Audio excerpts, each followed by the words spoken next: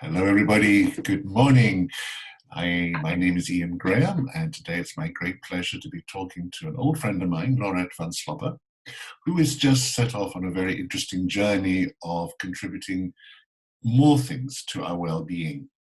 Laurette has already written 2 books on eating raw foods and on healthy living, and now her passion is about flower remedies.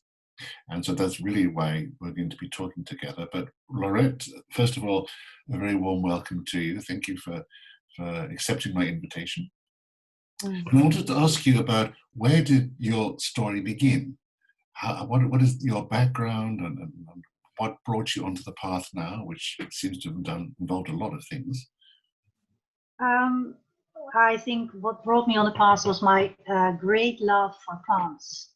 Yeah. You can have these great passions, in your life for nature or plants. And for me, it is still for plants. And was that from a very early age? Yeah, very early. I think from when I could walk as a very young child with these, I don't know how they call it in English, with the botanic boxes where you can put in the plants and save them and dry them. So I used to do that as a very small child. And then I start to dry them, look for their names whenever I could write and read, of course. And I started to investigate what plants you could eat, so the edible plants. So I was very young when I started with that. And I've always been very interested in what you can do with plants. You can make food of it, make medicine out of it, make a dye out of it for dyeing wool, for instance. Well, it was just a great passion for plants. And then I think about 15 years or so, no longer. No, I was in 25 years. Time runs fast. About 25 years ago, I felt very much attracted to plants, and they're very strong radiation. And I felt that there's a lot more of help coming with the plants, a lot more than I have been taught, or I taught myself, like the medicinal qualities of plants. And I realized there's a lot more unseen help. And I started an investigation. I started my own research. And I thought I will put away all the knowledge that I know about plants, everything that I learned. I just put it away and I start very fresh and open. So that took me some years, very interesting years, very inspiring. It took you some years to let go of the information, or some years to discover the new information? The new information. Yeah. So I went into nature, into the woods and the fields, and I felt attracted to a plant. And I started to look for numerology and for colors. I thought that's a good entrance to use new knowledge.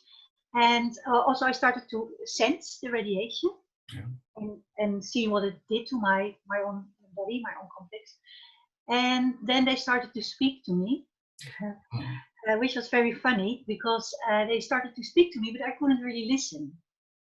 So I had to stop in front of the plant. It was actually something that happened all my life, but I never really knew what to do with it. Yeah. And so I would think, well, it's talking to me, but I can't hear it, so I move on. And then something drew me back. I said, no, just listen. And so that could happen, maybe 5 times in a row, that I would walk away and go back, and then walk away a bit frustrated again, and then go back. And what I developed in these years was actually listening to my intuition and listening to what is resonating. So I learned to make the distinction between, this is really wrong, this is not resonating. I didn't find the words that go with it, or I'm really a bit in the neighborhood of it, I'm close to it, but not really, or this is it, spot on. I found the right words. So that was a real journey to develop. And well, from that research, very living research, things started to happen in my, I could see the flowers that offered their help when people had a problem. And I'm a bit skeptical, so I first had to to deal with that. Like, you know, I can say I can feel it, but then what proves it to be true? So I had to go on that journey, and that resulted actually in the flower remedies, because I realized I can best put them into alcohol, and that's fine, and I can use the alcohol, and it really works. So I started that on myself. I started the remedies on my family and friends, and so it went. And I had a summary of evidence. I collected the summary of evidence from what people told me about their experience. And so that took a few years, of course. It was very intense research. And but slowly it turned out that the remedies were doing whatever I thought they would be doing. People were giving it back in their own words, in their own experiences. And yeah, that was the start of the journey with the remedies. And did you and find that at the same time as your journey with the remedies was happening, there was a parallel journey of your own shifts in consciousness? Was it going hand in hand? Yeah, at first, so 25, 20 years ago, it was more allowing myself to get rid of all the things that I knew. So if something intuitively came to me, and I thought, well, no, that doesn't, that doesn't, you know, I always thought about chamomile, that it would do that things, but I suddenly get other information. So I had to open myself to that other information, and to learn to trust my own systems and senses. But I think it's only recently, past 6 years or so, that the journey of getting more conscious, of getting more aware or awakening is starting, or is going on now, which makes it a much bigger, the scope of the remedies.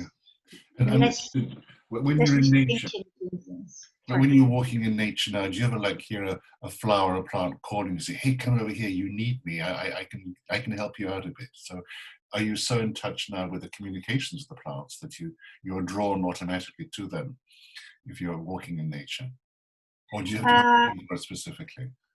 Yeah, well, in the past 10 years, I worked in a very different circumstance, and I was manager in a restaurant at our farm where we were, and I was simply too busy. So I had to put this aside.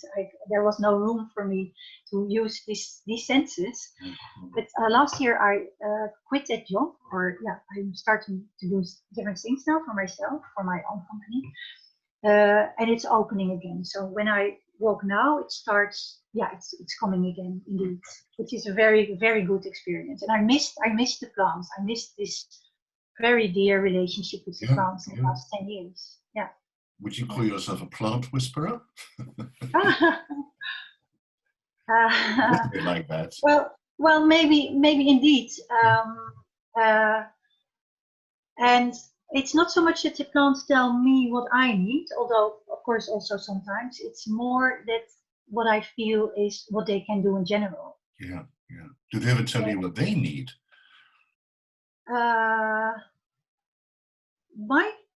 Not so much. A bit indeed, but it's my experience, or my sense is that the plants are so incredibly generous. That more than anything, they want to offer help. And there's a lot of understanding from nature and from plants for the fact that it's quite a mess here. It's quite a mess in the world, and we're not really there where we actually want to be. Also in relation to nature, of course. So I think they're more than anything, they don't ask so much help, but they learn us, or me, how to open our hearts, and in that sense, it's becoming more one, also what they need. And have you had any contact with elemental beings and nature spirits? Of course, play a big part in the health of plants. Have you entered into that kingdom as well? Yeah. I'm I don't feel the need to give names to them. I sometimes read or about other people and they give names, and that's very interesting, of course.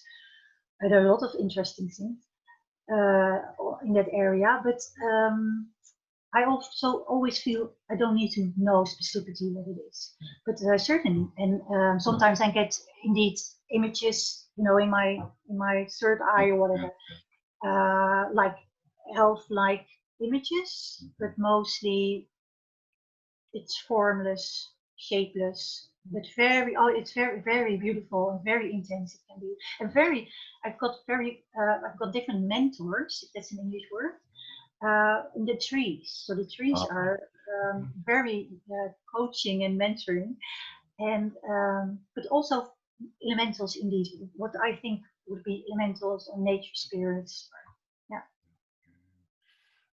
Have you ever just taken people for walks in nature to educate them how to listen to the trees or feel what the trees are offering? Has that ever been a part of your experience? Yeah, I've done it for a few years, and then every season I would go with a group of people into nature, and we would connect to nature and also to the essence of the seasons and how that can be of help to your own journey, to your own daily life. Yeah. Do you believe that every plant has something to give us, or there's some that just help other plants or have nothing specific to offer? Or do you think every plant has a medicinal or an energetic contribution to our lives to make?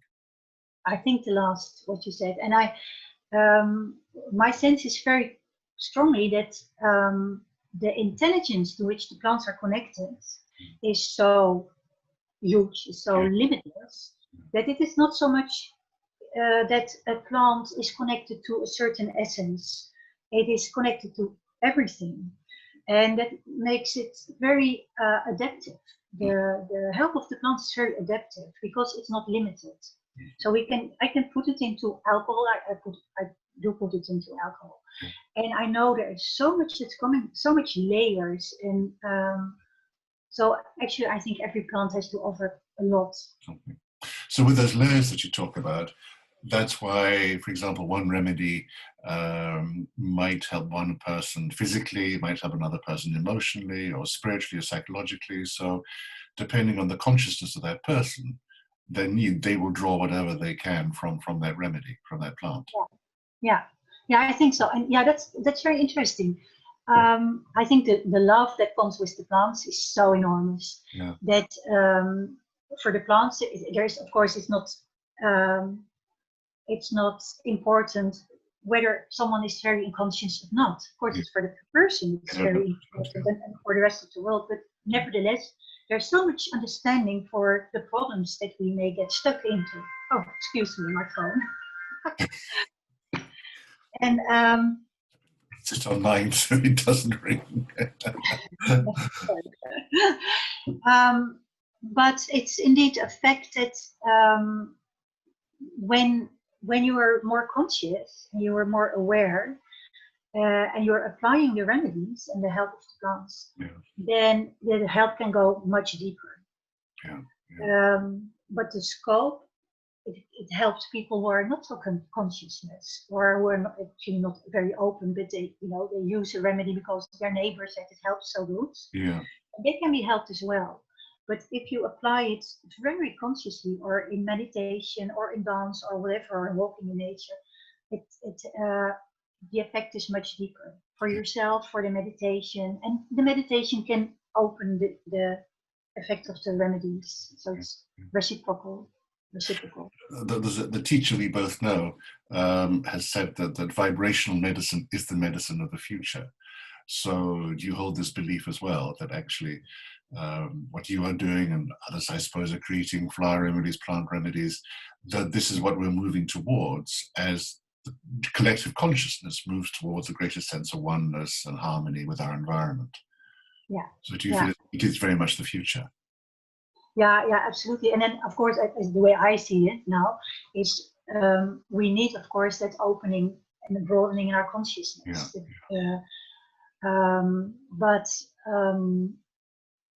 it's interesting that I feel now that I started again with the remedies, with a break of 10 years, and but now I started again. I have very strong the sense that I have to draw it in. That the help of the remedies, they want to be drawn, into the physical body, but also in this very dense web of consciousness, or lack of conscious, maybe. Yes, and it wants to be drawn in, and it wants to be a part. And my sense is that whenever one of the remedies is used, is applied, which you apply on your wrist most of the time, it has an effect in this dense web. Yeah. And but absolutely certainly, if that gets more open and open into space that we are, the consciousness, then it would be almost ridiculous to say it's not vibrational. Yeah. You see what I mean? It is Those 10 years that you weren't working with them, was that an important break in terms of your readiness now to start again? Do you feel that something in your own journey made it important to step back for them for a while, for you to do something else? Yeah. I had a very good 10 years, very hard work, really very hard. And I was always thinking, is this why I'm here on Earth, managing a horeca, doing wonderful things, by the way, in it, running around with big pots of soup, etc. But I realized I had to, this was very important for me, to be a bit more on Earth. I was a bit more in the air always. And also I had a breast tumor. In that period was removed, and I had radiation, which was very good. It was a very, very good time for me, because it helped me enormously to become more conscious, to become more positive, to learn to rely on my own inner healing and strength. And that was actually for me the start towards a journey into non-duality, or maybe saying a journey into awakening and coming home. And so those 10 years were very important. Did you use the remedies yourself at that time?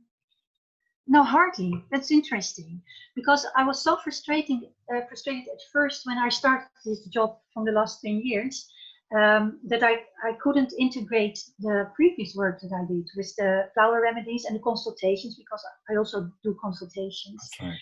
But the frequencies were so different. I had to put them aside. And the interesting thing is, I felt a bit guilty toward nature and the flowers. But I realized they had no problem at all with it. Because time doesn't exist. And this was important for me, obviously. So they are waiting. They're so patient. So I guess when you're permanently in the now, patience isn't really part of it anyway, because there is no waiting. There's just the now. But for you, in that time, I guess it was a kind of preparation, or because now what I'm feeling is, with the situation we have in the world right now, there's maybe a greater openness and hunger and awareness of plant remedies now. So maybe for your remedies, one could say their hour has come. This is the time for them to go out into the world and to be known, and for people to use them to cleanse themselves, to cleanse themselves, just as we're trying to cleanse the planet of all other toxicities. So it has a role in that, maybe. Yeah, I hope so. I hope so, really, and I think so, actually. Yeah. It seems like a sort of nice sort of synchronicity that we're talking about this now, when it is a time of such potential change in the world, and great shifts of consciousness are being made by lots of people as a result of what is happening.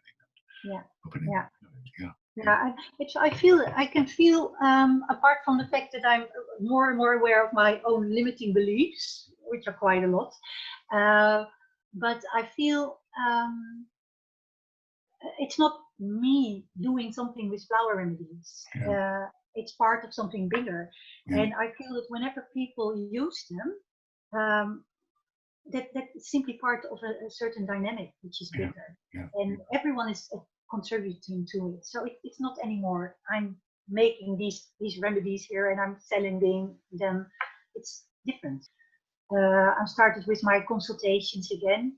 Oh, wonderful. That's interesting, because in a consultation people come to me with a question that they bump into, they get stuck in the problem, so to say. It doesn't matter whatever problem it is, mostly, of course, emotional, psychological. And then I have to sit. I don't have to see the person, but I have to sit when I'm on my own, and I ask help in relation to this question. And then it's intuitive. I'm then working as an intuitive, so to say. And I get this information, I write it down. And at the end, I can see which of the remedies are very, very helpful in that part of the process. Because it's not only that a person and the other person gets more insight, more information about the background of their problem. It's more that energetically things are being set in motion during this consultation. And that's very special. So, and that goes really it is very specific, very detailed, and incredibly interesting. Yeah, because I in the past, many years ago, I used to use the batch flower remedies, but in the end, I had a book, a very good book about them, and just reading about them did the healing. I didn't even have to buy them. So the energy is transmitted through the words and the recognition that you have with your own condition. But the moment you have 5 remedies, is that going to increase, or is the 5 remedies enough for you to treat most things? I've got, I think, 11 now at the moment. 11, no, okay. I was looking and I'm trying to limit myself because I'm getting more and more information about flowers. But at the moment, I don't. Well, no, that's not true what I'm saying. I'm not specifically looking for them to increase the number. If it happens, because then it happens, you know, there's a problem and it starts to happen somewhere that I see these flowers and it gets stronger and stronger, and then I make a remedy. Or I have to sometimes I have to look for another plant. I think it's not complete yet. It needs something in it to soften this or strengthen that. So then it's in the flower remedies, in my case, are always a combination of more flowers at the same time. And but I don't want to have too many remedies. I think at the moment, these 10, they can do so much things. So I want to keep it simple. So where do you see it going from here? What is your vision? Do you have a vision, or are you just staying with what is and letting it unfold naturally? Well, certainly the last, what you said, because I don't have so much. No, it's both, of course. I'm just opening myself and then letting it happen because I don't know so much what I'm doing.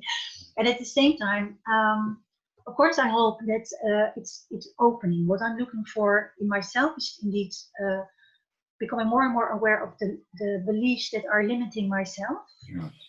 Because at the same time, I can feel this enormous, well, let's put it, heart that we are all part of, this enormous heart. Maybe that's really the most beautiful thing to express it.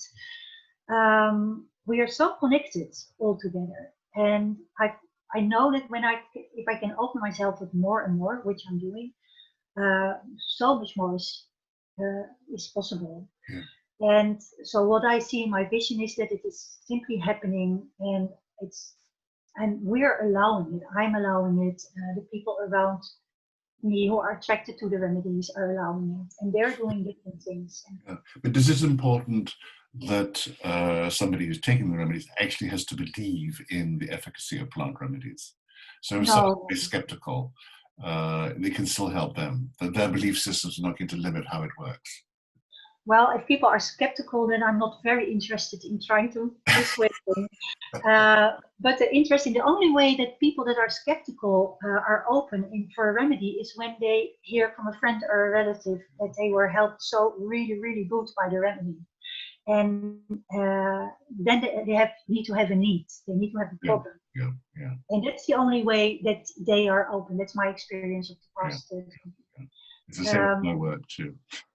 Yeah, I can understand. Otherwise, they're only blocking everything. Yeah.